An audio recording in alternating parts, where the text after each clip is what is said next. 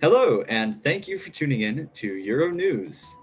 Here in Europe, in the wonderful time of 1587, it seems that we have a lot of political division. We have Catholicism reigning from the Iberian Peninsula over here to the Kingdom of France and, of course, Italy. We have Protestantism taking a very firm hold in the Germanic states and in the Nordic states, far to the north. And, of course, we have Anglicanism in the Kingdom of England. Reporting from the scene, we have Timothy Bennett, and, well, take it away. Thank you, Adam. I'm here in England and Spain, and let me just tell you, tensions are very high. In England, we got Queen Elizabeth I, who is ruling England, and King Philip II in Spain. And I just wanted to start this off by asking King Philip II, how was your transition to power? I inherited the throne to Spain and its territories when my father, Charles V, passed away. I like to try to rule differently than he was. My father was never around, always traveling. He spent most of his time in the Germanic states trying to maintain control of his empire. My first language was Spanish, whereas my father grew up in Flanders and only learned Spanish till a very later age. I built my castle in the center of Spain, and I spend all my time there. I just send letters and have officials whom I rule over manage my empire. So I like to sort of take that very bureaucratic strategy. Thank you very much, Philip. If I could, I would like to ask the same exact thing to Elizabeth. How was your transition to power? Well, I inherited a very fragmented kingdom from my half-sister Mary I, who repealed all of the Protestant edicts of her predecessor and reverted England back to pure Catholicism of Henry VIII. And so England had a lot of Catholics in it, but was still majorly the Anglican Church and was religiously very extreme on both sides of that. So there was a lot of political and religious division. And yeah, it was just a very divided territory when I inherited it. Elizabeth, if I may ask, what is your stance on Protestantism and the Reformation, and how are you approaching it? Okay, well, representing a break from my predecessor, I decided to take a modern approach to Protestantism and Catholicism to try to find a middle ground. And I sort of built off of what Henry VIII did with Anglicanism, where he sort of took aspects from both. This is especially documented in the Act of Supremacy that my British Parliament passed in 1559, which repealed all 10 anti-Protestant edicts passed by Mary I, and then also expanded the definition, or reduced the definition of what a heretic was so that people couldn't be prosecuted as easily.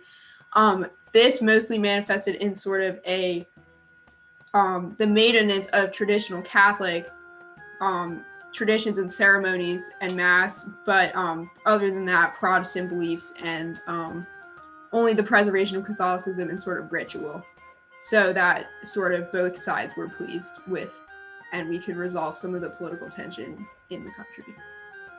Awesome. What about you, Philip II? How are you approaching the Reformation and Protestantism? Listen, Tim, Catholicism is the one true religion, and the Pope is the messenger of God, and he has supreme authority. Martin Luther, as my father's worked tirelessly to suppress him, and unfortunately he failed. I think that, honestly, this is just all a bunch of radicals, and I think that, with all due respect, Queen Elizabeth, I think you're just using these radical ideas for purely political purposes, to maintain your power and to really use it as a political measure to declare yourself a pope-like figure, clearly violating the word of God. Interesting. Queen Elizabeth, I'm going to ask you, were your reforms, or religious reforms in the country, like the Act of Supremacy, was it political or was it all religious? Well, I personally was a Lutheran, but I think that my intent was to preserve the unity of England as a great empire. As we see in a country like Spain, for example, when there is political division, religious division, there is massive violence and instability, which I think that I tried to resolve in Spain. Also, I think that I found consolidating power of the church and the secular government to be a more effective way of governing, because it sort of centralized all the power. Okay, Philip II. How are you stopping the spread of Protestantism in Europe? Personally, well, I've been working tirelessly to, suppress this heretical behavior by the Queen Elizabeth. Personally, Mary, Queen of Scots, is, in my opinion, the rightful Queen of England, and she had a good Catholic beliefs. She was clearly supported by God because of her beliefs, and I believe that she should have been. Unfortunately, she was killed by the heretical acts of this queen. Queen Elizabeth, let me just ask you: did you want to execute Mary? Was it your first idea, or did you try to do other stuff to approach the situation? I think that executing Mary was a political necessity for me at the time that it occurred, because I think that I was obviously doing a very good job of leading England, and that Mary was sort of just attempting to undermine my rule because King Philip had these sort of regressive ideas about what religion is correct, when I was actually able to provide moderate Protestantism to all of England and more effectively manage the conflict than he did. Also, Mary, Queen of Scots, did attempt to assassinate me, so I feel like as I was the ruler of England rightfully, it was probably in my jurisdiction to assassinate her in response. Classic Protestant behavior. Elizabeth, when you passed the Act of Supremacy, what was your main reasoning behind it? My main reason for passing the Act of Supremacy was to try to find a middle ground to install moderate Protestantism as the main religion in all of England, so that we wouldn't have this sort of incredible instability that I had inherited from my predecessor, and that is still extremely obvious in King Philip of Spain. And you think you succeeded in approaching that problem, right? I do. I think that when I made moderate Protestantism the official religion of the Church of England, I was able to sort of consolidate my power in a way that seemed fair to everybody in the kingdom, and remove this religious extremism that had plagued a lot of Europe for so long, especially.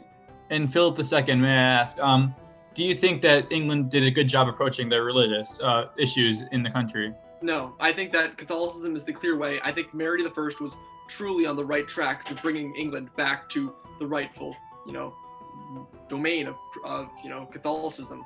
I think Elizabeth is frankly just making the same mistakes that Henry VIII did when he crossed the Pope. And what do you think about Mary's alleged attempts on assassinating Queen Elizabeth? I mean, I certainly would never endorse the assassination of another human being, wink wink. I had nothing to do with these assassinations, right? Queen Elizabeth, what do you think about those winks that he did? I think that he definitely had something to do with this attempt on my life, King Philip. I don't think that you're so morally upright. Excuse me. I devote myself completely to the Catholic faith. And so, Philip, how are you going to approach England's religious issues now that Mary's dead? Well, I think that although the death of Mary and the importance of restoring Catholicism to England is truly one of the most important things to do, I do have other things on my plate. I have a rebel problem in Flanders. I'm really trying my best to maintain Catholicism throughout my entire empire. I do think that I will be using military might in Flanders, and I might try to kill two birds with one stone, but essentially I've got a lot to manage here. Thank you very much for listening to this. That is all I have for today. Back to you, Adam. All right. Thank you very, very much, Tim. And thank you so much, Philip and Elizabeth, for joining us today. We really appreciated your inputs. This being said, it looks like England is really in an interesting time, and we'll have to see how Spain is going to deal with all of this. Now back to my heathen burnings. Oh, yes, Philip. I'm sure you'll enjoy yourself there. Well, stay tuned with Euronews, and perhaps we'll be able to find out next week.